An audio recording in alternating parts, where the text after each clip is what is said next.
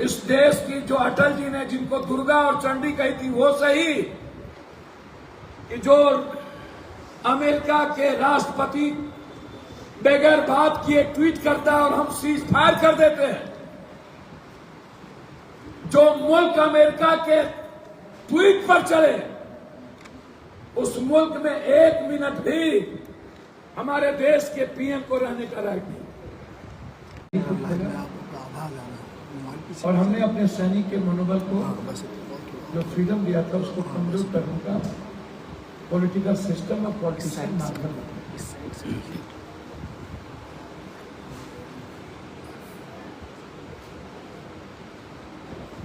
ये लगातार सवाल उठ रहा है कि इंटेलिजेंस की रिपोर्ट सार्वजनिक क्यों नहीं हुई। स्टैंडिंग कमेटी में इंटेलिजेंस की रिपोर्ट थी कि घुसपैठ हुए हैं, उसके बावजूद बॉर्डर पर से सारे सिक्योरिटी क्यों हटाए गए? उस किसके आदेश थे? वो आदेश कहाँ? 1 सप्ताह पहले तक वहां सिक्योरिटी थी, आर्म फोर्सेस थे, कश्मीर फोर्सेस थे, हमारी सैनिक थी, फिर क्यों हटाया गया? वहां पर आम जनता को जाने की इजाजत नहीं थी, फिर उसको किसने खोला? किसके आदेश पर आम जनता को जाने की इजाजत? पहलगाम में भी इंटेलिजेंस रिपोर्ट 11 मिल चुके थे, कहे गए थे कि कोई बड़ी अप्रिय घटना घट सकती है, कुछ भी हो सकता है। और यह भी रिपोर्ट में थी कि हमारे सैनिक को बाय रोड कहीं नहीं भेजा जाए, प्लेन और हेलीकॉप्टर से भेजा जाए। फिर किसके ऑर्डर पर हमारे सैनिक को बाय रोड भेजा जाए? इसके पीछे कौन है? हथियार और बारूद पाकिस्तान के से नहीं आता। घुसपैठ होती है लेकिन 3 क्विंटल बारूद पाकिस्तान से नहीं आ सकता। तो हिंदुस्तान में कौन लोग हैं जो इस बारूद को मुहैया कराया? उसकी खबर आज तक क्यों नहीं? पहलगाम के बाद कितने लोगों को पहलगाम के दोषी को खत्म की गई, मारा गया, उसके बाद वो कहाँ? मुनासिर अहमद अब जो पुलवामा के वक्त भी उसकी बात आई कि मुनासिर अहमद ने ही साजिश रचा और पहलगाम में भी मुनासिर अहमद के नाम आई। तो 6 साल के बाद पुलवामा और पहलगाम के बीच में मुनासिर अहमद को मरवाया क्यों नहीं? कौन कौन आतंकवादी अभी तक मरे? कितने आतंकवादी मरे? बड़े आतंकवादी का नाम क्या?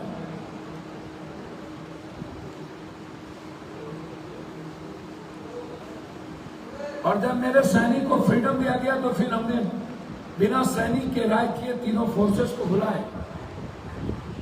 आप सिर्फ ट्रंप के ट्वीट पर और यह कहना कि हमारे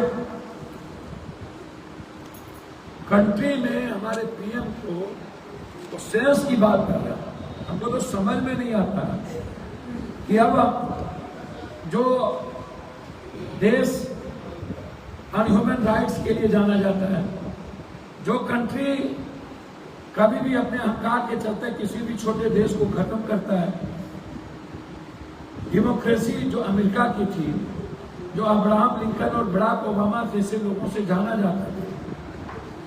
आप जरा बताइए, जो ट्रंप दूसरों की कृपा पर चुनाव जीता, रूस की कृपा, और जब ट्रंप आते ही उन्होंने क्या नहीं कहा, हमको तो मुझको समझ में नहीं आता।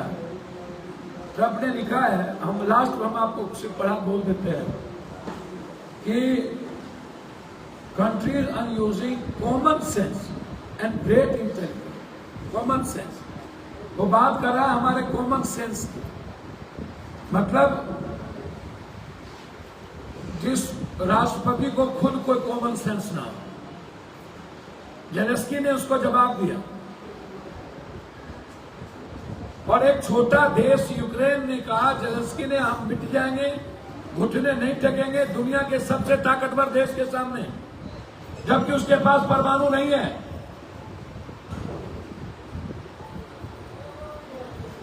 वो अपने आप सम्मान और स्वाभिमान से कोई पूरा देश सपोर्ट में, पूरी विपक्ष सपोर्ट में, राहुल गांधी जी ने उसने कहा कोई राजनीति नहीं।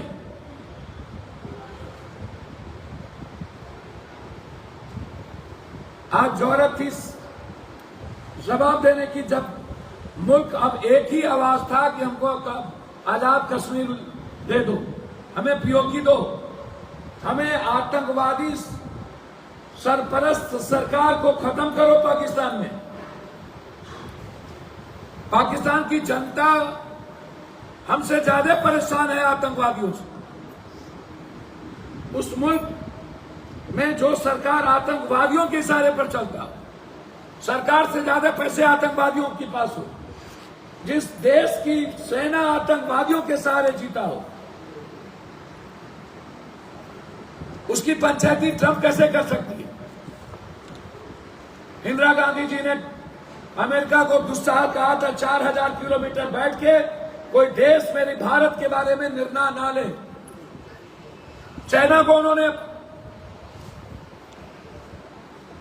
धमकी देके समाप्त करने की कोशिश की। चाइना को उन्होंने हिम्मत दिखाई भारत की। उन्होंने भारत के आत्मसम्मान के लिए बिना गोली चलाए, बिना किसी कैजुअलिटी के बांग्लादेश को भारत का सच्चा देश बनाया, पाकिस्तान के टुकड़े किए।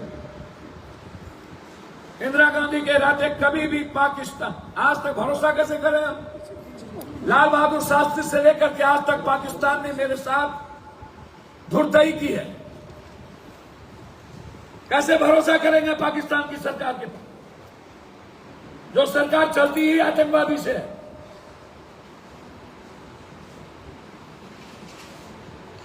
उस पर भरोसा करें। 71 में इंदिरा गांधी जी ने पूरी दुनिया को अपनी ओर किया था। एक एक कंट्री जाकर के सबसे पहले उन्होंने बताया कि मेरे साथ क्या अनजस्टिस हो रहा। जो इंदिरा गांधी जी के सबसे बड़े दुश्मन थे, उस राष्ट्रपति से जाके मिला, उसका भी सपोर्ट किया। यह सही है कि गोला बारूद परमाणु थर्ड वर्ल्ड वार इस दुनिया का कोई समाधान नहीं है, लेकिन समाधान तो है ना कि हम पूरी दुनिया को एक करके आतंकवादियों को समाप्त करें। आतंकवादी को खत्म करने में पूरी दुनिया का सपोर्ट तो हमें मिल सकती थी। हम थर्ड वर्ल्ड वार नहीं चाहेंगे, लेकिन आतंकवादियों की भी सरकार को हम सही नहीं रहने देंगे। हमारी जमीन हमें चाहिए।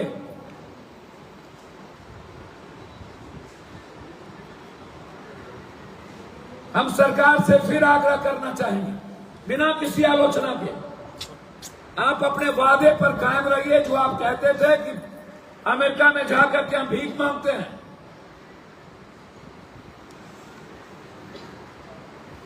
फिर इन्होंने घुसपैठ कर दिया। आप फिर भरोसा कैसे करते हैं पाकिस्तानी सरकार को? और हमें शहबाज जैसा टुच्चा हमें आंख दिखा रहा है हमारे मुल्क को, जो आतंकवादियों के बदौलत जीता हो, जो आतंकवादियों के पैसे के बदौलत सरकार बनाता हो। आतंकवादी चाहेगा तो वो सरकार में रहेगा, नहीं तो नहीं रहेगा। वहां के सैनिक चाहेंगे तो सरकार में रहेगा, नहीं तो नहीं रहेगा। वो भी भारत को कहता है कि अंतिम सांस तक लड़ेंगे। जिसके फोर्स को खाने के पैसे नहीं, जो दूसरे के अनुकंपा पर जीता हो, चाइना, तुर्की, अनुकंपा पे जीता हो, अपनी जमीन देके, अपनी सब कुछ देके, वो बात करता है भारत के बारे में। हर कीमत पर इस मुल्क के लोग आज ये मान चुके हैं कि अब हमें अंत हो गया, अति हो गया। हमें पीओके दो और आतंकवादी को खत्म करो। और मेरा मानना है चुनाव लड़ना अलग बात है और लड़ना दूसरी बात है। इन नेताओं से अब उम्मीद नहीं की जा सकती लड़ने की। ये सिर्फ चुनाव लड़ने के लिए पैदा हुए, ये कुर्सी पर ऐसो आराम की जिंदगी पाने के लिए पैदा हुए, इस मुल्क के लिए पैदा नहीं हुए। इस मुल्क के जनता के लिए ये नेता लोग पैदा नहीं हुए।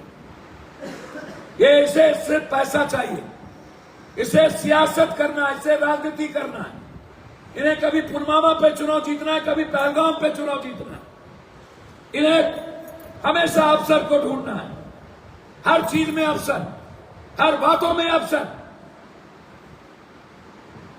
मैं नेताओं से आग्रह करना चाहूंगा, देश के सवाल पर आप व्यूअर्स के लिए मत मरिए, आप पेपर में छपने के लिए मत मरिए।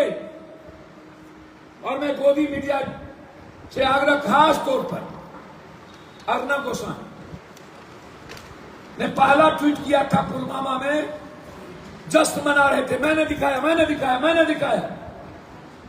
मैं अर्नब गोस्वामी से पूछना चाहता हूं वो ट्वीट क्या था जो पुलवामा में आपने सबसे पहले ट्वीट करके कहा था पहला मैं दिखा रहा हूं। आपको कहां से पता चली? उसका जगह जेल था। दूसरी बात, उन्होंने पैगाम में कहा कि जज के कारण आज ये घटना घट रही है। हिंदुस्तान के सुप्रीम कोर्ट पर दुनिया की हिम्मत नहीं है उंगली। अर्नब गोस्वामी ने सुप्रीम कोर्ट पर उंगली उठाया। क्या उसकी जांच नहीं होनी चाहिए?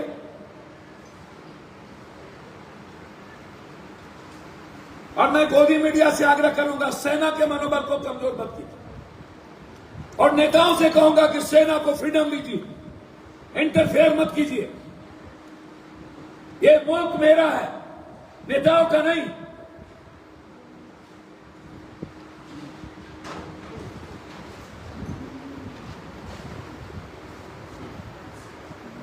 इसलिए ये जो कुछ गोदी मीडिया लोग हैं, इस्लामाबाद खत्म कर दिए, पाकिस्तान मिटा दिए, कराची उड़ गई, शाहबाज भाग गया, शाहबाज ढूंढ लिए।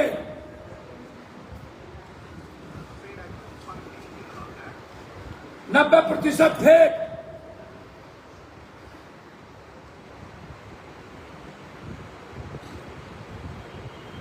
और ये अंधभक्त लोग, उनसे भी मेरा आग्रह है कि इंदिरा गांधी जी इस देश की, जो अटल जी ने जिनको दुर्गा और चंडी कही थी वो सही, कि जो अमेरिका के राष्ट्रपति बगैर बात किए ट्वीट करता है और हम सीज फायर कर देते हैं। जो मुल्क अमेरिका के ट्वीट पर चले, उस मुल्क में 1 मिनट भी हमारे देश के पीएम को रहने का राइट नहीं। इस्तीफा दे देना चाहिए। और हम आग्रह करेंगे अंधभक्तों से, इस्तीफा लीजिए। अब वक्त आ गया अंधभक्त लोगों, गोदी मीडिया लोग इस्तीफा लेने का। इस्तीफा लीजिए। यह देश आज इंदिरा गांधी को याद कर, यह देश याद करिए विपक्ष के हर नेता के हर लाइन को।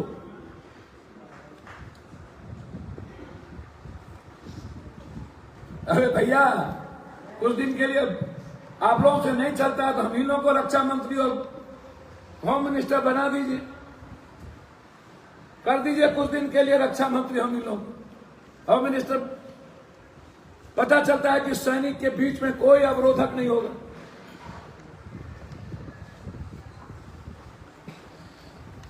तो इसीलिए अंधभक्त लोग और गोदी मीडिया से आग्रह है कि सवाल पूछिए इंटेलिजेंस का रिपोर्ट कहां है, सवाल पूछिए कि पुलवामा की घटना के निर्णय के अनिर्णय क्यों हुए, सवाल पूछिए कि बारूद और हथियार कहां से आए, सवाल पूछिए कि ट्रंप के ट्वीट के बावजूद क्यों आपने सीजफायर बंद कर दी, सवाल पूछिए कि पाकिस्तान की सरकार और आतंकवादियों से भरोसा कैसे करेंगे, सवाल पूछिए कि हमारे देश को क्या पंचायती कोई 3000-4000 किलोमीटर बैठ के कोई चलाएगा, सवाल पूछिए कि हमें श्रीलंका, कभी चाइना, कभी तुर्की, कभी ये छोटा देश तय करता है।